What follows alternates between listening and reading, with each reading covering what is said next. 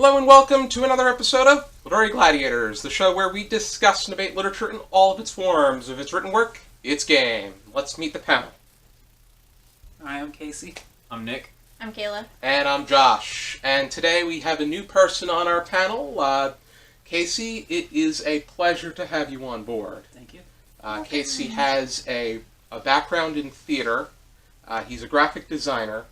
And he is a published writer. And if we want to make this into a complete circle, his book, his children's book, The Day the Rainbow Broke Up, is being adapted into a play. So, awesome. congratulations. By the time this video comes up, it will have would have made its run, but I'm pretty sure that it is a hit. Which I'm optimistic about. It will continue to be performed and then expand. But today we're going to be going over a poem from one of the, actually he was the first black writer to pick up notoriety in American literature in Laurence Dunbar. And the poem that we're going to be going over from him is an Ante-Bellum sermon, which Dunbar was known for writing in two different dialects, one of which was Negro dialect, and the other one was Midwestern. This one was written in the Negro dialect. And the discussion starter that I have for this poem is: what is the significance of preaching about Moses freeing the Israelites from the Pharaoh? Also, does the fact that Dunbar is a subject writing after emancipation instead of being a present subject bear any significance? Could you repeat the first half of that? What is the significance of preaching about Moses freeing the Israelites from the Pharaoh? I think the significance of that is pretty apparent. It's a clear parallel to slavery and what was going on in the nation at the time, and how the slaves were feeling about the impending civil war and their slavery. It's probably, I would say that it is very clear, the answer, and also how this story, this particular, the story within the book of Exodus is a complete, it is a parallel to what they're going through. And anybody can place themselves in, as far as the story that the Jewish people tell at the Seder, it runs parallel to these circumstances that those that are at the slave plantation are going through during that time. And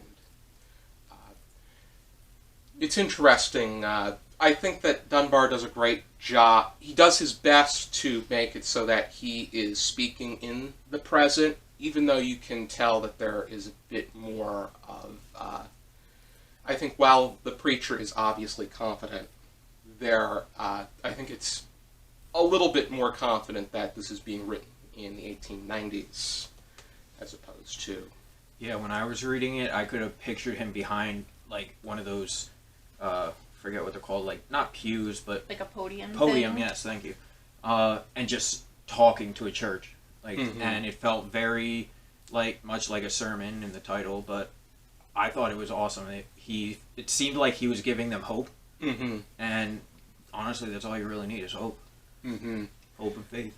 I think that is. I think that he's doing his job properly then. Yep. By doing so. Your thoughts, Casey?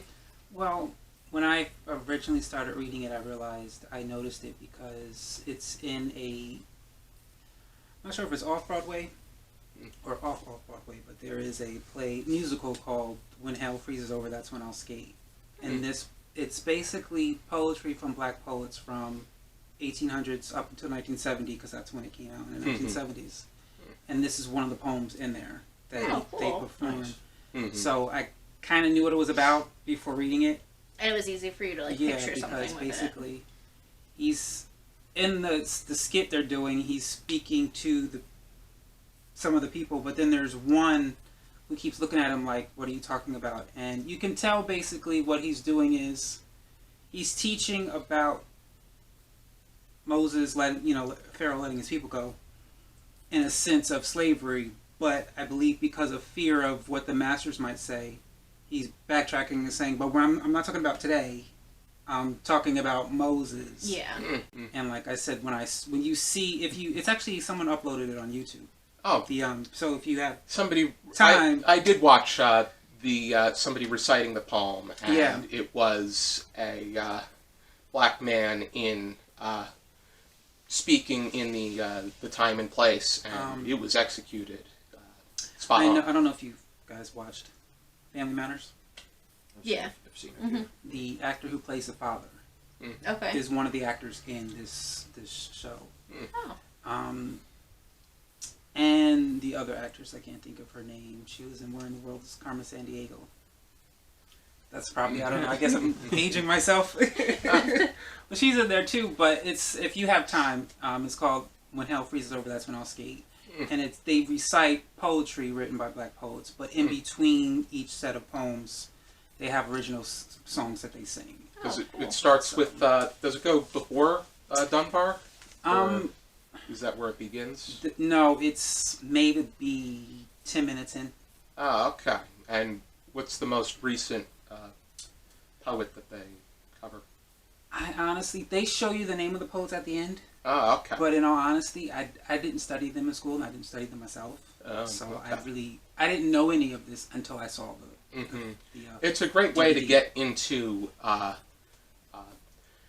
Harlem Renaissance and black poetry in general. Actually, he took the words right out of my mouth. I was going to say Moses was that person that took the Israelites and tried to move them away from the bad people, which I'm not too sure which ones they were. They But were the pharaohs. yeah, pharaohs. And he did everything possible to get them free and to save them.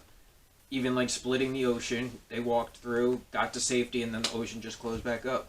Mm. And like I said before, that's a big thing about hope and faith. Mm-hmm.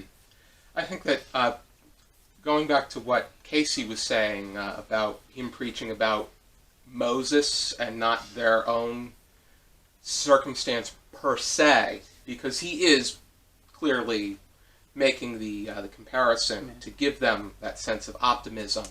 But I like how he reminds them in stanza 7 that this is what we should be doing. Don't go run to your masters because they don't have, the masters clearly don't have their backs. They may Nor let do them, they care. yeah. They may let them preach on Sunday, may attend their sermons on Sunday, but what goes on in those sermons needs to stay on those sermons.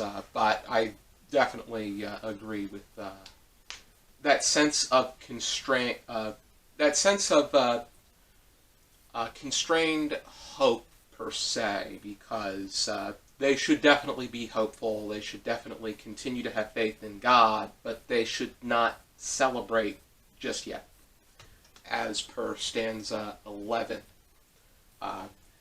The whole idea of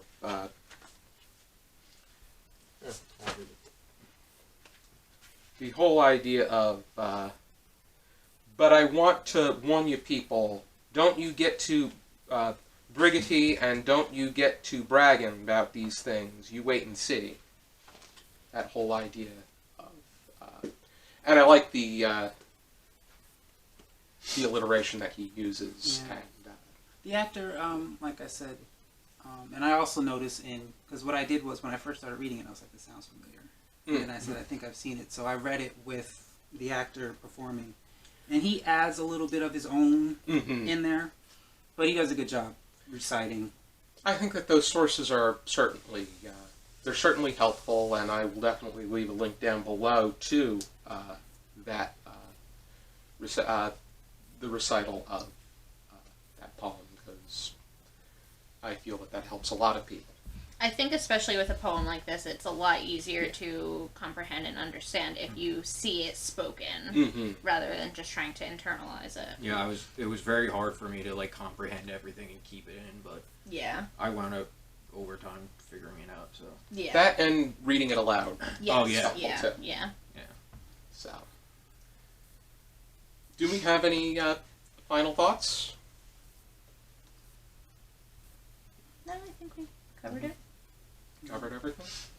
Alrighty then. If you're interested in checking out more of Paul Laurence Dunbar's poetry, here is the complete poems of Paul Laurence Dunbar. This is a pretty old copy. It was only reproduced a few more times. And was only released a few years. The newest version of this was only released a few years after Dunbar's death. Unfortunately, he prematurely died from TB in 1906 at the age of 33. And but there is an introduction by William Dean Howells, who was an editor for Harper's Weekly. He was a white man.